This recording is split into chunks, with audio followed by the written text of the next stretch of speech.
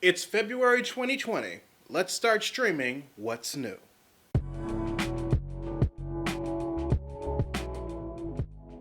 Readers, as you know, there are 4 major streaming platforms currently trying to get your attention with mainstream shows and movies, along with original content that are exclusive to them. So here are the ones for each of them I think are worth your time.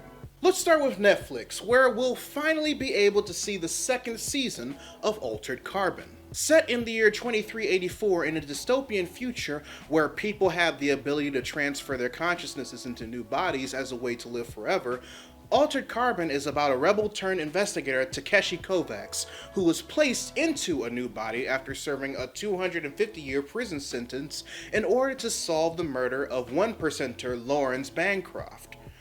After he entered a new body, of course. Season 2 will be premiering February 27th, with Anthony Mackie replacing Joel Kinnaman as the new sleeve for Takeshi. Honestly, I hate that I haven't watched any of this series yet because it's very relevant to my interests. And outside of it being sci-fi, it's relevant to my interests because while I'm not afraid of death, I never want to die? Like, I completely understand and respect that death is a natural part of life, just like Yoda said. But the actual act of dying, me specifically dying, I'm not gonna lie, I'm not a fan. So if there's ever an option that'll allow me to transfer my consciousness, soul, karma, chi, whatever it is that I have into another body, a robot, a living room chair, whatever, I'll take it. I don't care how I live forever as long as I live forever. It's an irrational want. I'm aware. I am fully aware. But I want it. It's also been a long time coming for the premiere of this highly anticipated adaptation premiering as an exclusive Netflix original series, Lock and Key. Based on the graphic novels, it's about a group of siblings who moves into an ancestral home of theirs after the murder of their father. They soon find out that scattered throughout said home are these weird skeleton keys that unlock multiple and dangerous secrets throughout. Every episode will be available to stream starting February 7th, 2020. Now, I never read the graphic novels, but I've been following this project back when it was originally in development hell. And trust me, it's been in development hell for quite a while. Like, out of all the projects that have been in development hell, this one pretty much took 2nd place for most talked about. The first one being Stephen King's Dark Tower, and whew, well, we know how that one turned out. Jesus Christ. Nevertheless, as someone who isn't familiar with the source material, I'm looking forward to it. It gives off mad Netflix Sabrina vibes just from set design and the look of the production alone. And I'm kinda interested in seeing if it's able to compete on the same level as either Sabrina or Stranger Things. I also want to see what all of the fuss is about.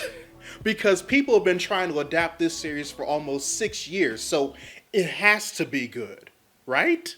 Anyway, the sequel to the Netflix original movie, To All the Boys I've Loved Before, also comes out in February, entitled To All the Boys, P.S. I Still Love You. Oh man, I'm glad Past Me never saw that title when he was getting over his ex 10 years ago. It's also still a better title than the majority of isekai anime currently out now. Do not ask me why I'm comparing them, I'm just pissed. Premiering on February 12th, it continues the romance Laura Jean ended up on when pretty much all of her previous crushes received letters about her admitting her feelings about them. And now that she's in a relationship with one of said crushes, she's taken by surprise when a new one from her childhood joins the battle. Don't worry, I can guarantee you it's not another Fire Emblem character.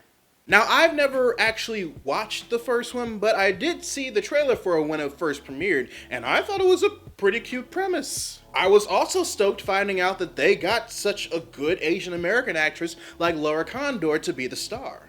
And I'm not gonna lie, once I saw the trailer for this one and found out who she ended up with, I was pretty disappointed.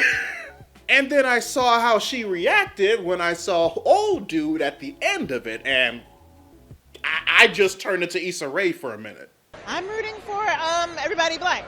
If you love romantic comedies and love the first one, more than likely you'll probably enjoy this. And if you're like me and love romantic comedies but never watched this one, this might be a pretty decent double feature. And speaking of everybody black, let's talk about Netflix's first African original series, Queen Sono. Premiering on February 28th, it's about a South African spy who finds herself on an extremely dangerous mission after uncovering information regarding the assassination of her mother. And honestly, this looks dope. I've been looking for a Jack Ryan alternative for quite some time now, and I'm glad that one of my choices is a female spy trying to keep Africa safe. I just hope that it's good and that it gets renewed for more seasons once it proves just how good it is. There will also be tons of non-exclusive movies available on Netflix over the course of February. The ones I recommend are the 2010 remake of A Nightmare on Elm Street, the Dragon Quest animated movie, Dragon Quest Your Story, Pokemon Mewtwo Strikes Back Evolution, which is the CGI remake of Pokemon the first movie, Adam Sandler's classic Happy Gilmore, and John Wick Chapter 3, Parabellum. Hulu only has one exclusive premiering in February, but just like Netflix's Queen Sono, it's also about the culture, in the form of the rebooted for television High Fidelity. Premiering on Valentine's Day, Zoe Kravitz plays Rob, a record shop owner in Brooklyn that's trying to reconcile with why she feels like shit by confronting 5 of the partners she's had in the past and try and get a sense of closure. Or get laid.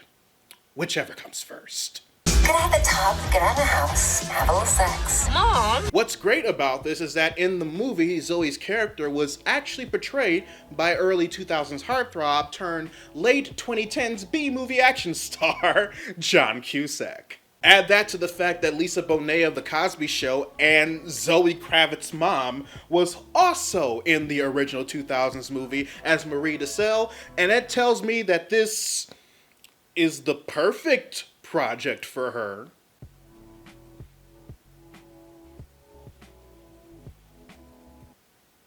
Yeah, I'll watch it. There are also non-exclusive movies that'll be making their way to Hulu this month, including 300, Patrick Swayze's Ghost, Hitch, Kevin Costner's Robin Hood, Super 8, American Psycho, Being John Malkovich, and the 1993 live-action Dennis the Movie, all I personally recommend. Then we have the exclusives over on Amazon Prime, in which I know one is relevant to some people's interests, and the other is more relevant to mine. So let's start with the one that's less my cup of tea, Honey Boy. Making itself available on Amazon Prime starting February 7th, Honey Boy is pretty much the memoir of actor Shia LaBeouf, transforming from childhood actor to adult actor, and his estranged relationship with his father, who's played by Shia LaBeouf. And the reason why it's not my cup of tea is mostly due to the simple fact that I don't really care for Shia LaBeouf. Like, as an actor, not a meme. Like, I'm sure he's a swell guy when he's on the right medication, but I always found him annoying on Even Stevens. His time on Transformers was just exhausting for me. I would enjoy Indiana Jones and the Kingdom of the Crystal Skull a whole lot more if he wasn't in it. Honestly, the only movie that I find him tolerable in is Holes, and that's saying a lot. I know others appreciate his talent and are looking forward to this hitting Prime because they couldn't catch it when it was in theaters in November. So, go on and live your best life. Meanwhile, I'll be over here enjoying Hunters. It's produced by Jordan Peele, created by David Whale, and starring Al Pacino. Inspired by true events, it tells the story of a group of Nazi hunters in late 1970s New York City and premieres on Amazon Prime February 21st. Now, as of me making this video, I am currently only halfway through Amazon's The Boys Season 1, and I totally understand the comparisons everybody's making to this. It's The Boys meets Inglourious Bastards in that regard. But to me, Hunters looks like a version of The Boys that I'll appreciate more than the actual version of The Boys. And that's mostly due to the fact that I don't care for superhero deconstruction that just ends up being the author wanting to show us just how much he hates superheroes, which is what The Boys is to me. I'm just going to be honest with you all. With Hunters, however, not only is it based on true events, but I don't have to feel irritated about the showrunner or the show writers trying to get me to see superheroes in a different light just because they have a nihilistic and ornery criticism toward a genre that's over 80 years old.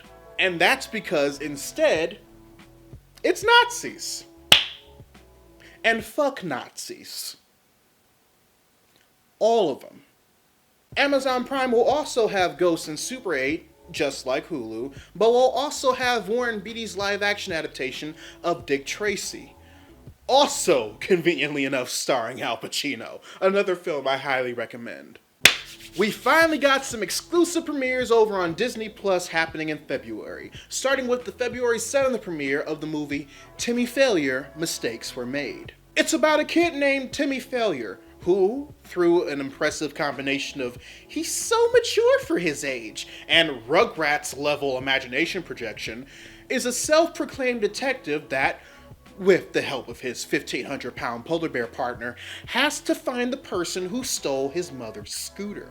So my first impression of this trailer was that this was originally a Fox Searchlight film, and that upon the acquisition of Fox, since it was already made and went through the Sundance Film Festival, Disney made the decision to not theatrically release this movie worldwide, but had no problem branding it as a Disney movie because of the family-friendly tone and made it a Disney Plus exclusive. Not that it's stopping me from wanting to see this, because it is not, I assure you. Just like how I felt about Amazon Prime's Troop Zero, this looks like a pretty heartfelt kid and family film, and I was pretty much interested the moment I saw the trailer. But at this point in my life, it's surprisingly interesting for me that I'm able to tell the difference between an actual live-action Disney movie and a Fox movie that was rebranded as a Disney movie. But let's be honest, y'all don't want to hear about Timmy Failure. Y'all not even here for Timmy Failure. Y'all are here for Star Wars. Specifically the 7th and final season of Star Wars, The Clone Wars, premiering February 21st. Honestly, there isn't anything that I can say about this show that everybody and they mama in them have already said in face-to-face, in a blog, in a video, in bed, wherever.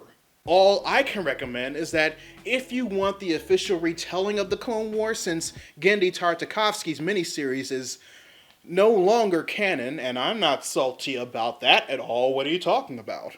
Just make sure you watch this show now that it will have an official ending. Which is something I'm probably going to end up doing because I've never watched a single episode of this show before. I mean, what?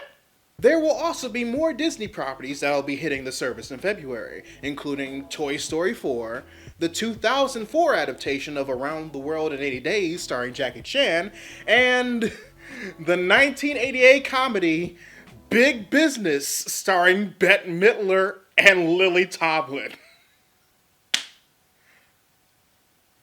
Okay. But readers, I'm fully aware that what I just listed over the course of everything coming out on all 4 of these platforms are just a few of the things. So your homework assignment for the day is to write in the comments section below any exclusives or original series that are premiering in January for Netflix, Hulu, Amazon Prime, or Disney Plus that I may have missed. Or if you feel like sharing with the rest of the class, which ones out of the ones that I mentioned you're mostly hype about. It's probably Star Wars. It's more, 85% sure that it's Star Wars. You're hyped for more Star Wars. I get it. It's Star Wars. Either way, Star Wars or no, I love to know your thoughts. If you want to help financially support the channel, you can join my Patreon by clicking the card at the end of the video or in the link in the description down below, where you can also find a link to my merchandise store. Or if you prefer to give a one-time donation, you can find links to my PayPal and my Ko-fi account in the description box as well. Also, make sure you subscribe to the channel and turn on notifications, because I post new videos every Monday, Wednesday, and every other Friday. But until then, this is Readus 101. Class dismissed.